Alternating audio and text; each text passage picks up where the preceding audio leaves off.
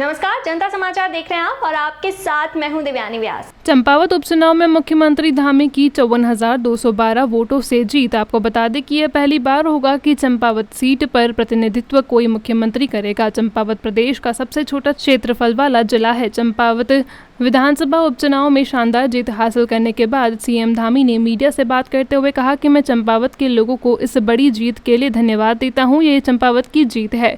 मैं यहां पर विकास कार्यों के जरिए लोगों के दिए आशीर्वाद को लौटाने की कोशिश करूंगा। चंपावत उपचुनाव में धामी ने 54,212 मतों से भारी अंतर से जीत दर्ज कराई है, जबकि कांग्रेस के निर्मला गहतोड़ी ने सिर्फ 3,157 वोट ही मिले हैं। वहीं सपा के मनोज कुमार को 409 जबकि निर्दलीय उम्मीदवार हिमांशु करकोटी को 399 वोट मिले हैं। दरअसल उत्तराखंड विधानसभा चुनाव में पुष्कर सिंह धामी खटीमा सीट से चुनाव हार गए थे, जिसके बाद भी बीजेपी ने उन पर भरोसा जताया और एक बार फिर से उनके हाथों में कमान सौंपी।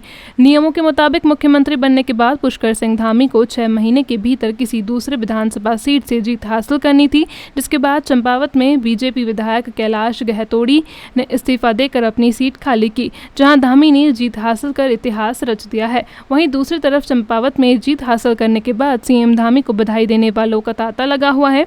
प्रधानमंत्री नरेंद्र मोदी ने भी उन्हें बधाई देते हुए कहा कि सीएम धामी को चंपावत से रिकॉर्ड जीत के लिए बधाई। मुझे विश्वास है कि वे उत्तराखंड की प्रगति के लिए और भी अधिक मेहनत करेंगे। जिसके जवाब में धामी ने प्रधानमंत्री के प्रति अपना आभार जताया और कहा कि आपके मार्गदर्शन में हम उत्तराखंड को आदर्श राज्य बनाने के लिए प्रतिबद्ध हैं। चंपावत की जनता से मिले हुए सहयोग एवं प्यार का आभार व्यक्त करते हुए मुख्यमंत्री पुष्कर सिंह धामी अपने भाषण के दौरान भावुक हो गए।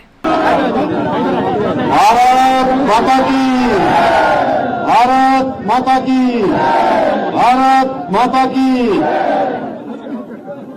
गुलजू महाराज की, गुलजू महाराज की, गोरखनाथ बाबा की, गोरखनाथ बाबा की, पूर्णागिरी मैया की, पूर्णागिरी मैया की, गणकोटी मैया की, गणकोटी मैया की, गुप्तेश्वर महादेव की, बाबा बयानधुरा की, बाबा बयानधुरा की, माँ बाराही की, माँ बाराही की, सभी देवी देवताओं की, माँ हिंगला देवी की, चंपावत के, चंपावत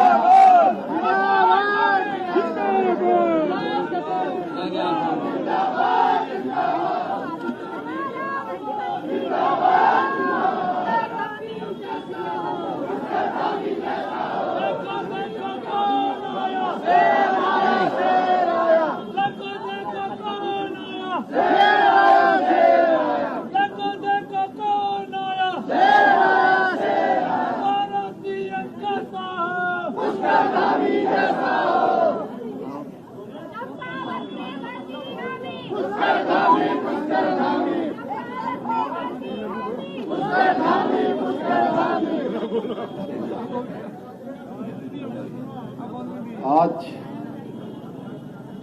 जो मतदान का परिणाम आया है, उस परिणाम के अवसर पर आप सबका धन्यवाद देने के लिए यहाँ पर हम सभी लोग एकत्र हैं। अभी आप जिनको सुन रहे थे, जिन्होंने इस क्षेत्र में मुझे आप सबके बीच में इस धर्म भूमि में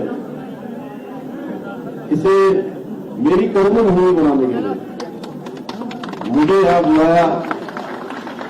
आप सबके प्रिय, अत्यंत ही प्रिय आदमी कैलाश दा, हमारे कैलाश गहतोड़ी जी, इस क्षेत्र के लोकप्रिय सांसद, भारत सरकार के मंत्री रहे, जो लगातार इस क्षेत्र की समस्याओं के लिए लगातार आप सबकी पैरवी करते हैं। भारत सरकार हो, राज्य सरकार हो या किन्हीं भी स्थानों पर लगातार एक तरह से मैं कहूं कि आपके वकील बनकर आपकी पैरोकारी का काम करते हैं। ऐसे हमारे लोकप्रिय सांसद आदरणीय अजय टंटा जी, भारतीय जनता पार्टी के जिलाध्यक्ष, मेरे छोटे भाई दीपचंद्र पाठक जी, हमारे भीमताल क्षेत्र के लोकप्रिय विधायक, जिन्होंने पूरे चुनाव में आप सबके बीच में धुआं मेरे मंडल में लगातार काम किया, भाई राम सिंह कैरा जी, रुद्रपुर क्षेत्र के लोकप्रिय विधायक, जिन्होंने नामांकन के बाद से लेकर लगातार इस क्षेत्र में रहकर सभी के बीच में समन्वय करने का काम किया, अपने शेख अरोड़ा जी, और हमारे पूरे चुनाव को लगातार संगठन की दृष्टि से लगातार इसको चुनाव प्रक्रिया को संपन्न कराने तक और नामांकन से पहले से एक भी दिन का अवकाश लिए बिना लगातार जिन्होंने सभी कार्यकर्ताओं के बीच में, सभी हमारे पदाधिकारियों के बीच में लगातार समन्वय करने का काम किया, इस चुनाव के प्रभारी आदरणीय कैलाश शर्मा जी, हमारे यहाँ के जिला महामंत्री भाई दीपक रजवार जी, मंडल अध्यक्ष भाई कैलाश जी, मंच पर उपस्थित हमारे रानीखेत क्षेत्र के लोकप्रिय विधायक भाई प्रमोद नरवाल जी, यहाँ पर बैठी हुई हमारी दीदी हेमा जोशी जी, निर्मला धोनी जी, और मंच पर उपस्थित सभी हमारे नेतागण, नीचे बैठे हुए बहुत सारे लोग, हमारे भाई गोपू यहाँ हैं, शंकरदा हमारे हैं, शंकर पांडे जी हैं, प्रमोद हमारे राकेश नैनवाल जी हैं, ऐसे हिमेश जी हमारे नन्हे भाई जो बहुत अच्छा संचालन कर रहे थे उसमें, अनेकों अनेक, मैं किस किस का नाम लूं। और इस चुनाव में सच कहूं तो मैं मोहित वहां युवा मोर्चा का अध्यक्ष, हमारा सूरज प्रधानी, मैं मेष राशि से मीन राशि तक सभी को एक साथ संबोधित करता हूं, और जिस प्रकार का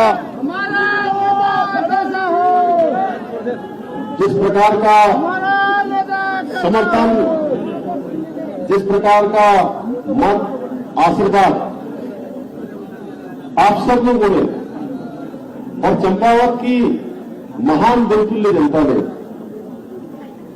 जो मुझे दिया है, मेरे पास कोई शब्द नहीं है।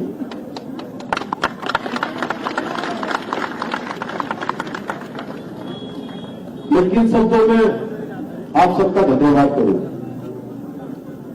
ये चुनाव पार्टी की व्यवस्था से लड़ा गया, पार्टी के सिंबल पर लड़ा गया, लेकिन परिणाम आने के बाद लगता है कि ये दल की सीमा से ऊपर का चुनाव रहा, ये पार्टी की सीमा से ऊपर का चुनाव रहा।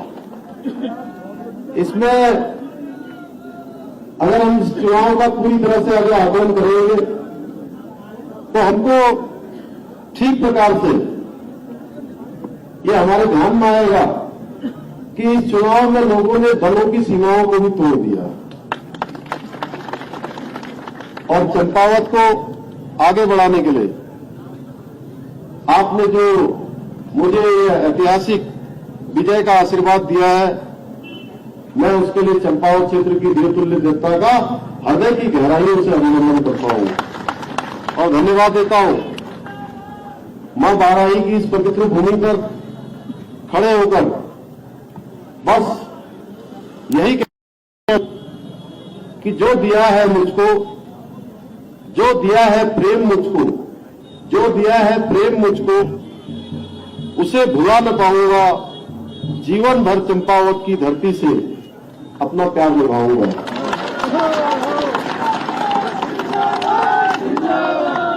आज अभी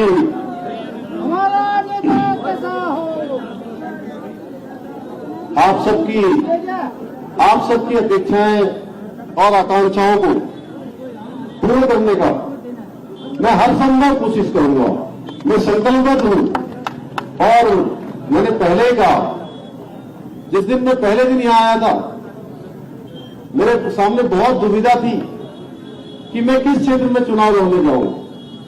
मुख्यमंत्री की शपथ हो चुकी थी, लेकिन उसके बावजूद भी विधानसभा क्षेत्र का चयन नहीं हो पाया था। कैलाश राव ने सबसे पहले घोषणा करी थी कि मैं प्रस्ताव रखता हूं कि मुख्यमंत्री चंपावत विधानसभा से चुनाव लड़ने आए, मैं उनके लिए अपनी सीट खाली करूंगा। इस प्रस्ताव को हमने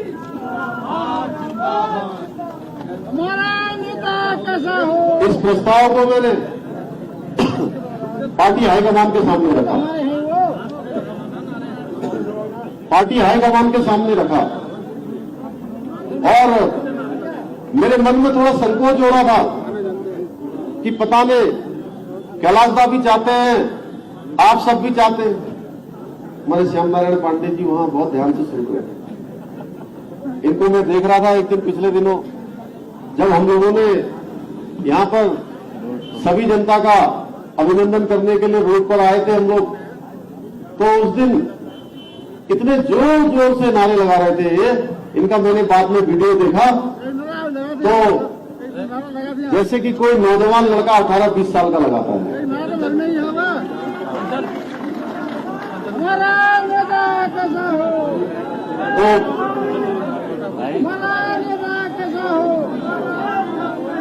मैं इस प्रस्ताव को, जब कैलाश दा के प्रस्ताव को मैं लेकर गया,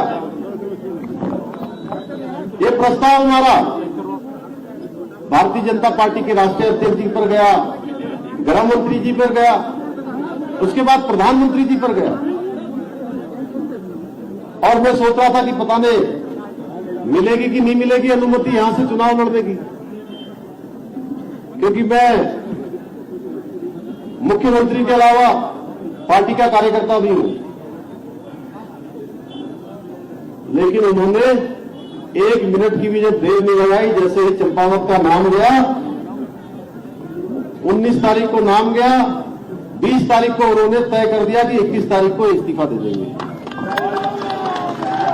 21 अप्रैल को उन्होंने इस्तीफा दे दिया। तब मुझे लगता है कि इस भूमि पर मां बाराही ने बुलाया, गुरजू महाराज ने बुलाया, मां पूर्णागिरी ने बुलाया कि इस क्षेत्र में आओ और इस क्षेत्र में जो काम इन्होंने शुरू किए हैं, जो काम आगे होने हैं, उन कामों को आगे बढ़ाना है।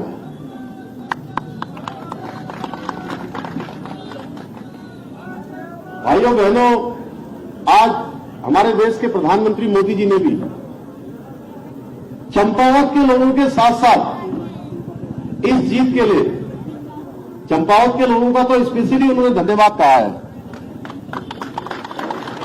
अभी उनका ट्वीट आया है, उन्होंने ट्विटर पर डाला है, चंपावत के लोगों का स्पेशली धन्यवाद किया है और साथ में पूरे उत्तराखंड के लोगों का भी धन्यवाद किया है। ये जीत हमें बहुत कुछ आगे बढ़ने के लिए, इस क्षेत्र के विकास के लिए, इस क्षेत्र की गति के लिए, इस क्षेत्र की उन्नति के लिए, इस क्षेत्र की प्रगति के लिए हमको एक नया जोश देती है, नया उत्साह देती है।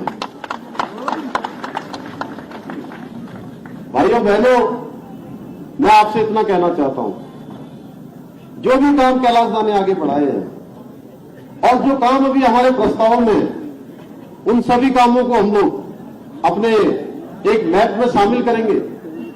अभी मैं 2 दिन के लिए बीच में मतदान और मतगणना के बीच में जो 2 दिन का समय था, मैं 1 दिन के लिए देहरादून गया था। तो मैंने देखा था, जिस दिन मैं मंचतामली गया था, मैं गोरखनाथ गया था, बाबा गोरखनाथ के प्रांगण में हमारे दिलीप दा कह रहे, मैं भी था वहां। तो उस दिन वहां पर लोगों ने मुझे बताया कि अगर मंचतामली से और गुरु गोरखनाथ के स्थान से जो हमारा नेशनल हाईवे 125 आ रहा है, उससे अगर जोड़ने वाला सड़क बना दिया जाए तो उस क्षेत्र के लोगों को बहुत आसानी होगी और आधे घंटे से 1 घंटे के बीच में टनकपुर पहुंच जाया करेंगे, जिनको आज 3 से 4 घंटे लगते हैं। भाइयों बहनों, मां हिंगला देवी में रोपवे की कार्रवाई को जल्दी ही हम लोग करवाने वाले हैं, पूर्णागिरी मैया का स्नान करवाने वाले हैं, यहां पर पानी की जितनी समस्या है उसको करने वाले हैं। इस शहर को स्मार्ट सिटी के रूप में आगे विकसित करने वाले हैं। यहां पर अल्मोड़ा का जो शोभन सिंह जीना परिसर है, उसका एक कैंपस यहां खुले, उसके लिए भी काम करेंगे। ऐसे अनेकों कार्य, क्योंकि आज तो केवल आपका धन्यवाद करना है। अब आप लोगों ने इतनी बड़ी जीत दे दी है, इतनी बड़ी जिम्मेदारी दे दी है, लेकिन एक बात और कहना चाहता हूं, आपकी अपेक्षाएं हैं, लेकिन आपकी अपेक्षाओं पर मैं हर संभव खरा उतरने का काम करूंगा, प्रयास करूंगा, लेकिन उसके साथ साथ में मुख्य सेवक का काम भी है। और मेरे ऊपर आप सबके आशीर्वाद से, जो माननीय प्रधानमंत्री जी ने, मेरे राष्ट्रीय नेतृत्व ने जो मुझे जिम्मेदारी दी है, उस जिम्मेदारी का भी निर्वाह करना है, पूरे उत्तराखंड को भी आगे बढ़ाना है। उसमें आप सबका भी आशीर्वाद चाहिए, आप सबका सहयोग और आप सबका आशीर्वाद चाहिए। और आप सबके आशीर्वाद से निश्चित रूप से हम उत्तराखंड को हिंदुस्तान का श्रेष्ठ राज्य बनाएंगे। 2025 आने तक हर क्षेत्र में हमारी आदर्श स्थिति होगी। इसके साथ साथ हमारा चंपावत, जिसमें हर क्षेत्र में जब हम ऊपर हेलीकॉप्टर से देखते हैं, चुनाव के दौरान कुछ लोग मुद्दा बना रहे थे कि बार बार हेलीकॉप्टर से आते हैं, तो हेलीकॉप्टर से जब भी आते थे तो हम देख रहे थे कि ये कितना सुंदर है। जो भी मेरे साथ आता था मैं उसको दिखाता था। एक दिन मंच तामली गए, मंच तामली में हमने पूरा हेलीकॉप्टर कम से कम 6 चक्कर घुमाया। वो इसलिए घुमाया था कि वहां हम ये देख पाए कि वहां पर किस प्रकार की विकास की संभावनाएं हैं। आज पर्यटन के क्षेत्र में, चाहे धार्मिक तीर्थाटन के क्षेत्र में, धार्मिक पर्यटन के रूप में बहुत सारे स्थान है, चाहे चाय बागानों के क्षेत्र में बहुत सारी अनेकों गांव ऐसे अभी जिनको सड़क मार्गों से जोड़ा जाना है। अनेकों गांव ऐसे हैं जिनमें अभी संचार की सुविधा नहीं है। अनेकों हमारे नौजवान भाई ऐसे हैं जिनको कहीं न कहीं रोजगार से जोड़ा जाना है। हमारा प्रयास होगा कि हर क्षेत्र के लिए अलग से योजनाएं बनाएं। और अभी कैलाश दा कह ही रहे थे, बहुत सारी चीजों में हम बड़े बड़े काम करना चाहते हैं। चंपावत, उधर हमारा पिथौरागढ़ में मेडिकल कॉलेज खुल गया है, उधम सिंह नगर में मेडिकल कॉलेज खुल गया है। इन दोनों के बीच में चंपावत आता है। इस क्षेत्र में काम करेंगे। बहुत सारे ऐसे क्षेत्र हैं जिन पर काम करना है। आदरणीय योगी जी उस दिन कह रहे थे कि 5 सालों में मैं निर्वाचन क्षेत्र पर, मेरा गोरखपुर, उन्होंने कहा कि 5 साल पहले का क्या था और 5 साल बाद क्या हो गया। निश्चित रूप से चंपावत हमारा भारत के नक्शे पर आएगा और हमारे देश के यशस्वी प्रधानमंत्री मोदी जी के नेतृत्व में आज देश के अंदर जो विकास की गंगा बह रही है, आज देश का जो चहुमुखी विकास हो रहा है, ये किसी से छुपा हुआ नहीं है। मोदी जी ने जिस प्रकार से काम किए हैं, अपने 8 सालों में देश के अंदर एक कार्य संस्कृति आई है, एक नई कार्य संस्कृति आई है, एक नया कार्य व्यवहार आया है, एक नया वर्क कल्चर पैदा हुआ है। और ऐसा वर्क कल्चर है जिसमें सभी को काम करना होगा। आज भारत की जो वैश्विक ताकत है वो भी बढ़ी है।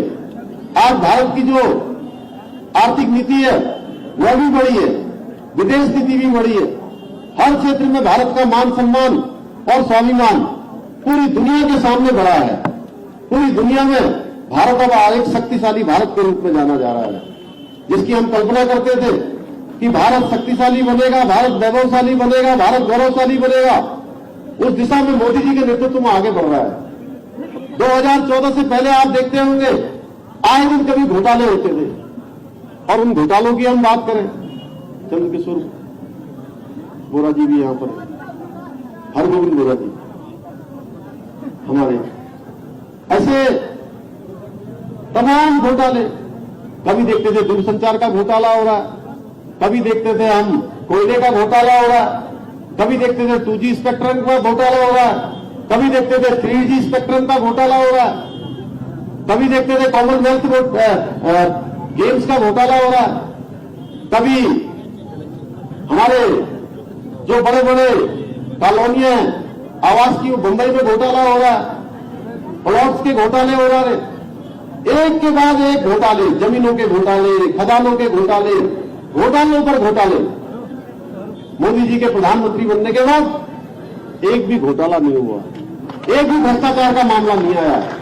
पहले जो नीतियां बनती थी वो नीतियां केवल कुछ लोगों के लिए बनती थी, जो काम होते थे, जो कार्यक्रम बनते थे कुछ विशेष लोगों को ध्यान में रख के बनते थे। आज देश के अंदर जो भी कार्यक्रम हो रहे हैं, जो भी काम हो रहे हैं, वो केवल और केवल गरीबों को ध्यान में रखकर हो रहे हैं। आप देखिए जन धन में कितने खाते खुल गए, प्रधानमंत्री आवास योजना में कितने हमारे गरीब परिवारों को आवास मिल गए, उज्ज्वला में 9 करोड़ से भी ज्यादा लोगों को गैस के सिलेंडर मिल गए, आयुष्मान भारत में 5 लाख रुपए तक का इलाज मुफ्त में, उत्तराखंड के अंदर 5.5 लाख लोगों का इलाज अभी तक हो चुका है। ऐसे अनेकों कार्य आज प्रधानमंत्री मोदी जी के नेतृत्व में हो रहे हैं। भाइयों बहनों, मोदी जी के मार्गदर्शन में और उनके नेतृत्व में, उनकी प्रेरणा से, आप सबके सहयोग से हम उत्तराखंड को हिंदुस्तान का श्रेष्ठ राज्य बनाने के लिए काम करेंगे। मैं आप सबसे कहना चाहता हूं कि आप सब लोगों ने इतना बड़ा समर्थन दिया है। मैं आपको विश्वास दिलाता हूं कि जितना भी कर दिया जाए उसे पूरा होने वाला नहीं है। संपूर्ण जीवन भर चंपावत अब मेरे हृदय में रहेगा, ये चंपावत के हृदय में रहेगा।